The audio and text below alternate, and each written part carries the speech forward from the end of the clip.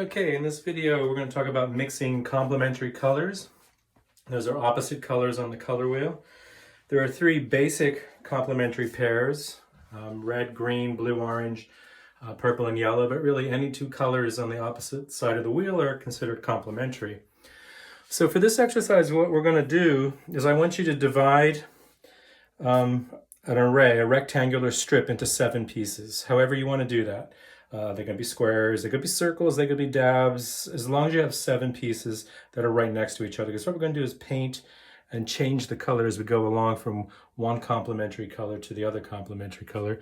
And what I'm going to do is I'm going to demonstrate how to do that using the yellow and purple complementary stripes. So we saw from our last exercise the various yellows we could make. I want you to choose the highest chroma yellow, and so with the pigments we have, that's going to, sorry, I'm talking about the purple. For what we're doing, the primary color, backtrack there, is going to be our 2 yellows combined. We have a split primary palette. We have 2 primaries, 2 pigments for each primary, 2 reds, 2 yellows, 2 blues. So take both of your yellows and literally mix them together. Okay, so a little green on my brush there. I'll take that off, mix that in. And that'll just give us what we will call a middle yellow for our purposes.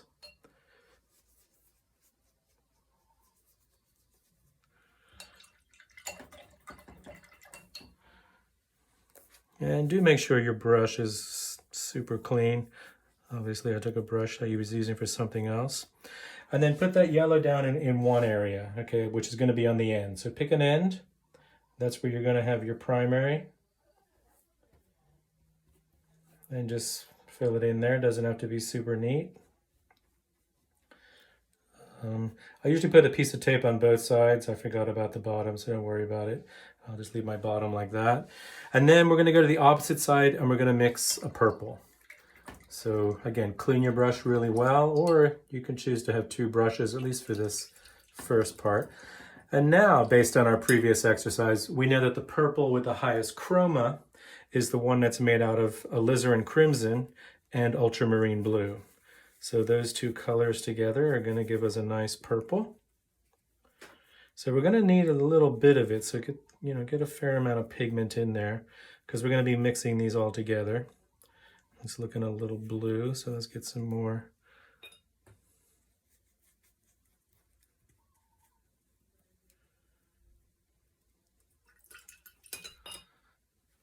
Red into the mix.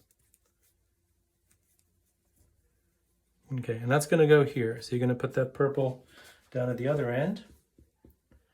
And I'm going to make it a little thinner so that we can see the actual color a bit better. So by letting the white of the canvas show through. Oops.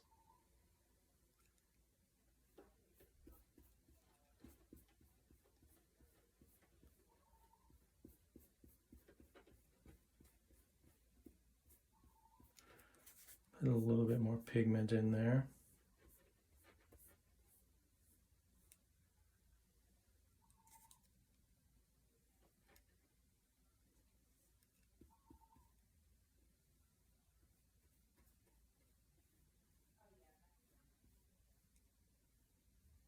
Okay, so we have our purple at one end, our yellow on the other end. And you might think, well, what I need to do here is have another yellow with a little bit of purple, another yellow with more purple, and gradually add more and more purple and go this way.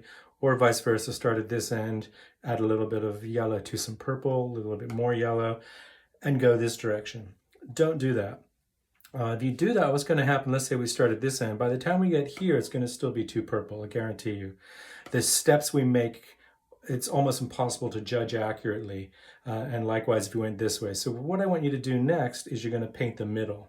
And the middle is going to be a mix of these 2.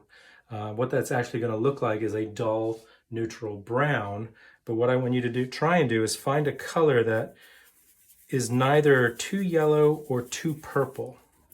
And this is a visual thing. This isn't equal quantities again. So you just kind of, mix yourself a middle batch. Again, take a fair bit in there because we're going to be modifying this. Let's get some more our purple into that mix. And you'll get a brown.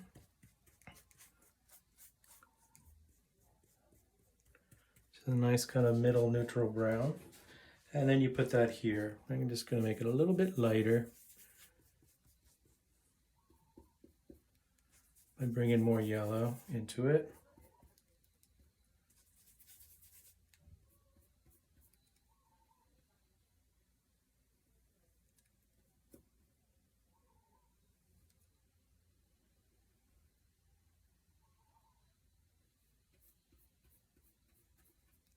And then if you see different variations of color in it, just smooth it out.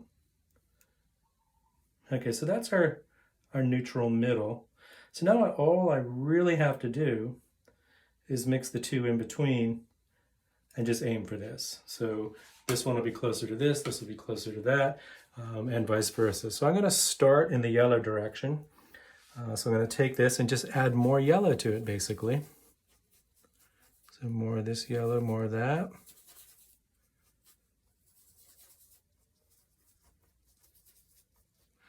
And then we're going to put that down here. Again, we're going to mix that in. And you can see it's a nice brown. Let's get a little wetter.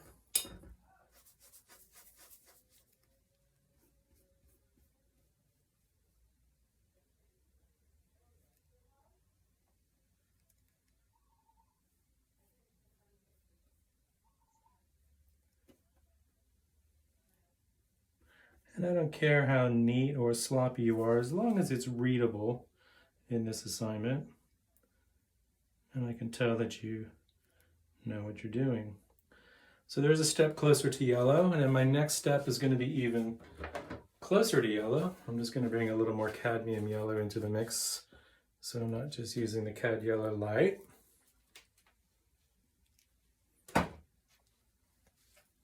And so I take this color and I just bring more yellow into it.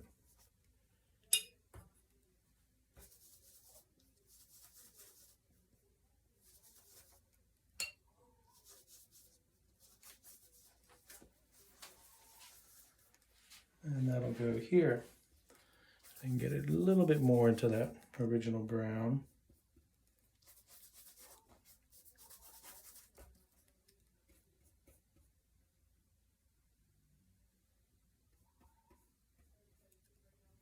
And they're looking a little too similar. So I'm going to need more yellow in that mix. So what I'm going to do is best to take some off rather than add more stuff right on top. I'm going to come over here, clean my brush, and get some more yellow. Just pure yellow. I've got enough on my brush and on this little square to mix into it. Let's have a bit more of that.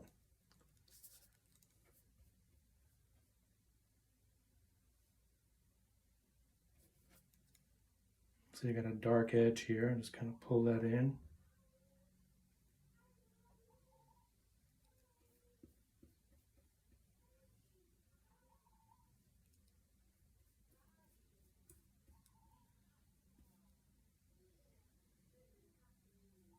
Okay, so now we have yellow getting progressively more towards the brown. You can see that this is a bit of a jump and they're pretty close together. So what I would do is I would lighten that a bit. So I've got enough on my brush, just take a little bit off and put this in here. Maybe that's too much. And so this is a very visual mixing exercise. It's not about quantities or a bit of this and a bit of that in equal measure or anything like that. So you just got to do it by eye. So I put some yellow in here. Some of this color, I mean. And that might have lightened it a bit too much. But let's see. The more you keep mixing and keep going.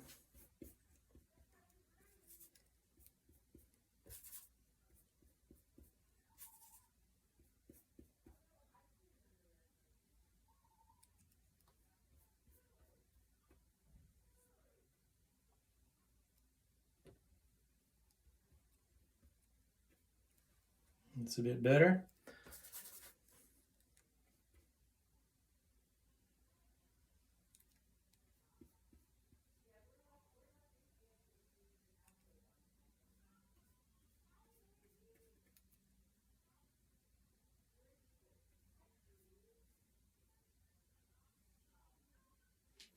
Okay, so that's the yellow side. Now we're going to do the opposite on the purple side.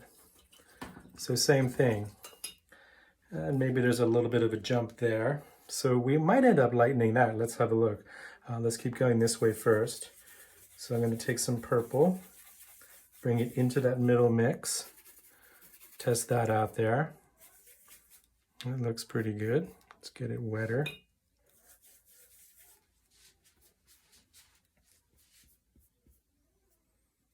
Get some more red and blue in that mix so it's more purple.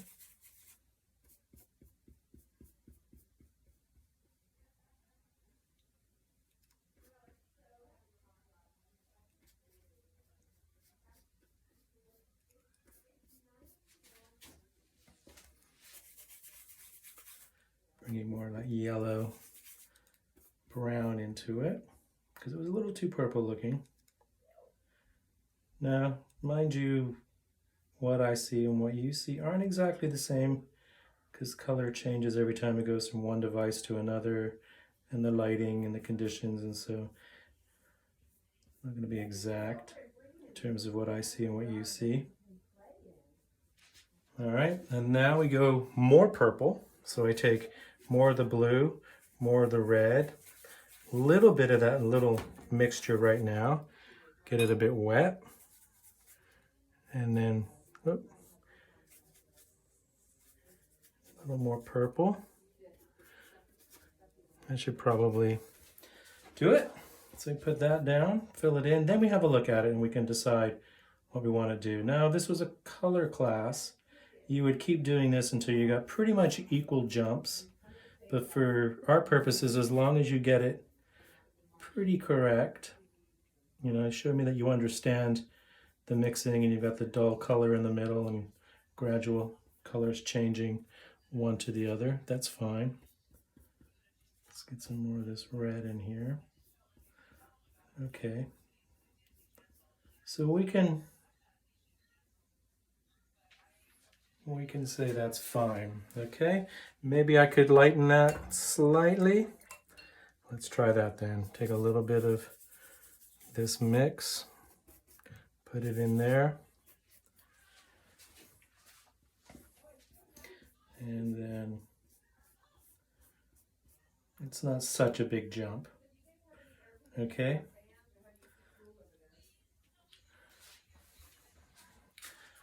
All right, so that'll do. And what I'll do is I'll do the other two, and then we'll talk about them. Okay, so here we have all of the complementary colors, or the three chords that we've been working with, the blue and the orange, the red and the green, and the purple and the yellow. And you can see they're proceeding in steps. And what we get are these really interesting colors between the outside colors. These are the colors across the color wheel, so to speak. And you get an interesting range of browns and neutrals and with the shades of green and shades of red. So lots and lots of really interesting colors happening in here. Now, if these were perfect complementary colors, meaning exactly opposite, this particular red and this particular green were exactly opposite, then as we mixed, we'd end up with kind of a black in the middle. If you added white to it, it would be gray. In other words, you can in practice, not just theory, cancel out color completely, and then what you get is a gray. If you've taken a color course, that might be the kind of assignment you would have been used to. But another takeaway from this is the idea that when you darken colors, you can darken them from a complementary perspective. So if you want a darker green, a little bit of red. In fact, these greens, or somewhere between these two, are much more natural than this kind of green. One of the big mistakes of beginning painters, especially when they do landscapes, is their greens are right out of the tube. They use them full chroma. They're very unnatural, so to naturalize a green, you want to dull it slightly. And the quickest and easiest way is to just throw red in. There are other ways to get there. There are a million ways to mix any one of these colors, but this is by far the most efficient way. Likewise, you want a darker red. This is another way of doing it. Black is not always the best route to darken, which we've talked about in the presentations. This goes a little more earthy, rather than the black killing the color. You can even see that when you add yellow to purple, it goes slightly darker. Then you get these really nice ochres happening down here, and again, darker blues and darker oranges. So it's a really effective way of darkening a color, of muting a color, cutting the chroma, and arriving at these really interesting sort of midtones in the middle.